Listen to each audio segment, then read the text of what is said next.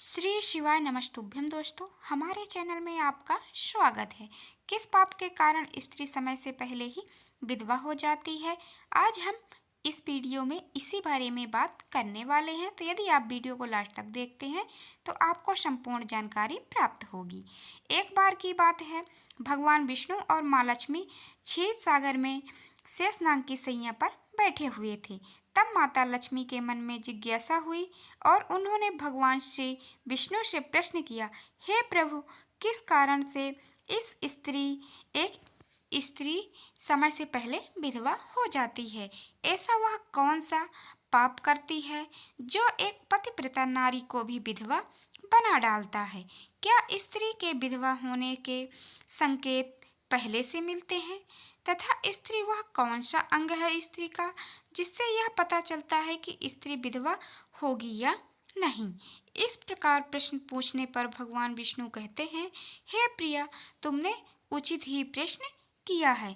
यह सत्य है कि कुछ स्त्रियों के भाग्य में जल्दी विधवा होना लिखा होता है, चाहे वह पतिव्रता ही क्यों न हो, किंतु एक पाप के कारण स्त्री विधवा बनती है और स्त्री के शरीर का एक अंग उसको विधवा होने का संकेत भी देता है।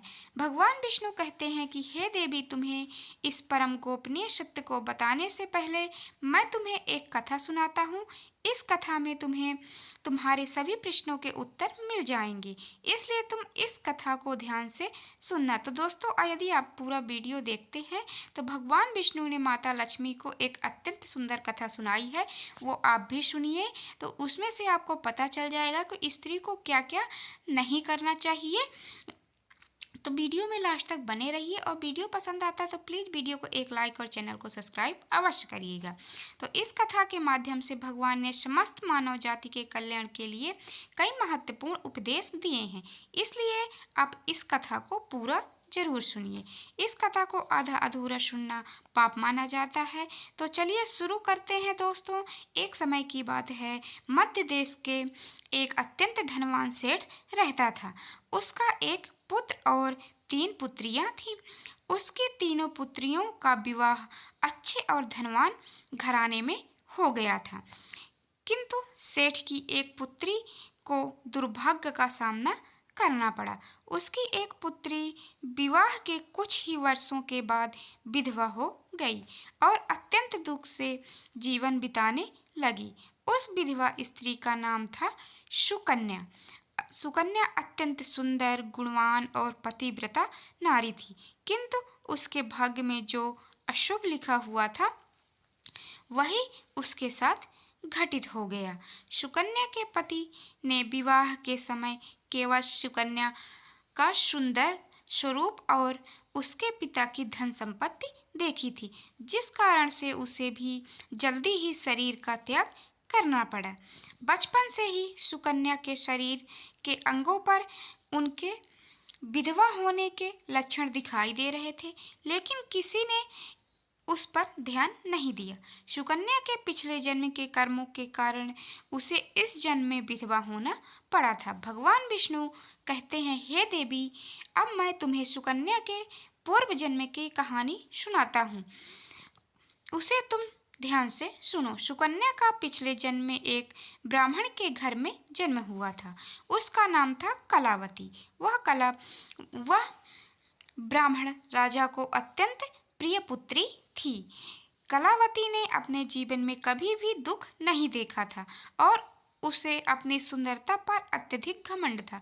फिर जब वह कलावती जवान हुई तो उसके पिता ने उसका विवाह करने का सोचा, लेकिन उसकी एक शर्त थी कि जो भी कलावती से विवाह करेगा वह उसके साथ उसके पिता के घर में रहेगा, अर्थात घर जमाई बनके।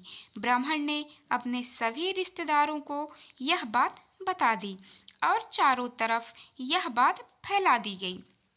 कई विद्वान और ज्ञानी पंडित कलावती से घर पर उसको देखने के लिए आए और उसके साथ विवाह करना चाहा, लेकिन कलावती ने किसी को भी पसंद नहीं किया।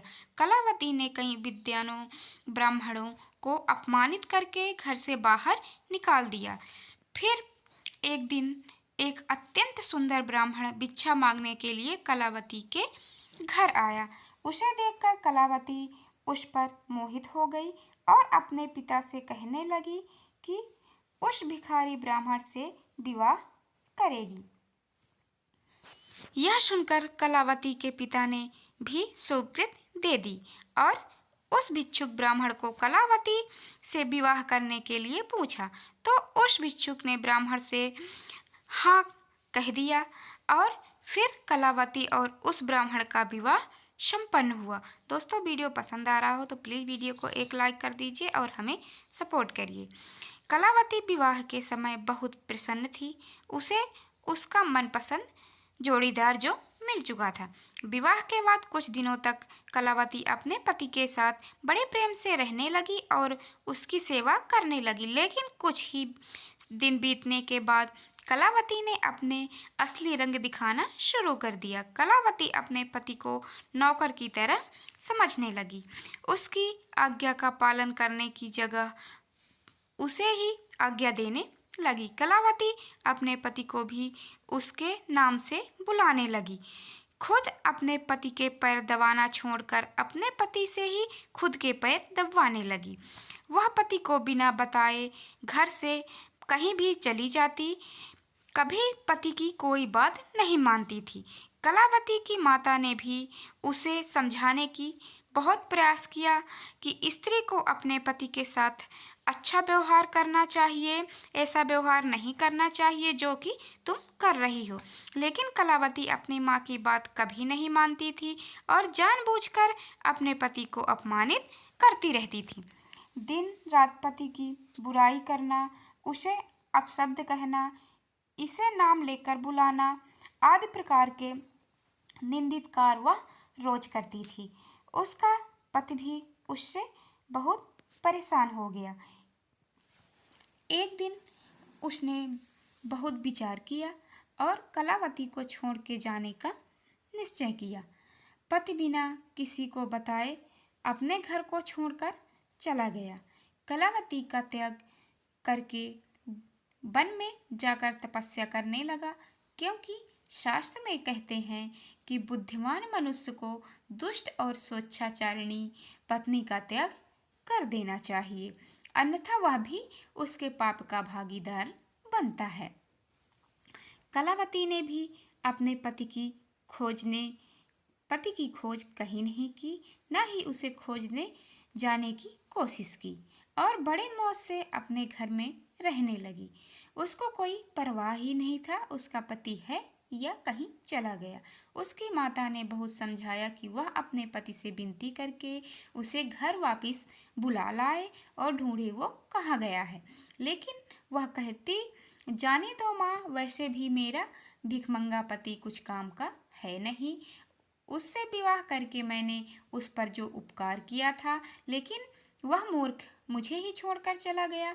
मैं इतनी सुंदर हूँ कि कोई भी पुरुष मुझसे विवाह कर लेगा। ये बातें सुनकर उसकी माता दुखी रहने लगी।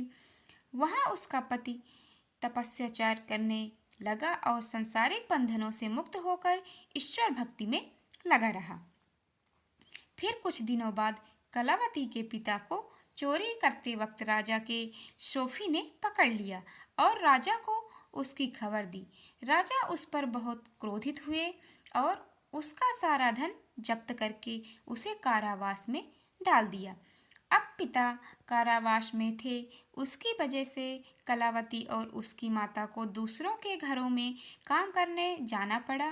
फिर उसको अपने पति की याद आने लगी। लेकिन कलावती के पति तो वन में सन्यासी बनकर तपस्या कर रहे थे। उनको वन में ढूंढती हुई कलावती एक पेड़ के नीचे बैठी। तभी एक शेर ने आकर उस पर हमला कर दिया और उसकी मृत्यु हो गई। तो दोस्तों, आपको पता चल गया होगा कि हमें क्या क्या काम अपने पति से नहीं करवाना चाहिए, क्योंकि इससे पति की मृत्यु हो जाती है और विधवा होने का कारण बनता है। तो उम्मीद है आपको वीडियो पसंद आया होगा और ऐसे ही जानकारी भरी वीडियो देखने के लिए हमारे चैनल को सब्सक्राइब करके वीडियो को लाइक करना ना भूलें। मिलते हैं नए वीडियो में, तब तक के लिए शिवाय नमस्ते।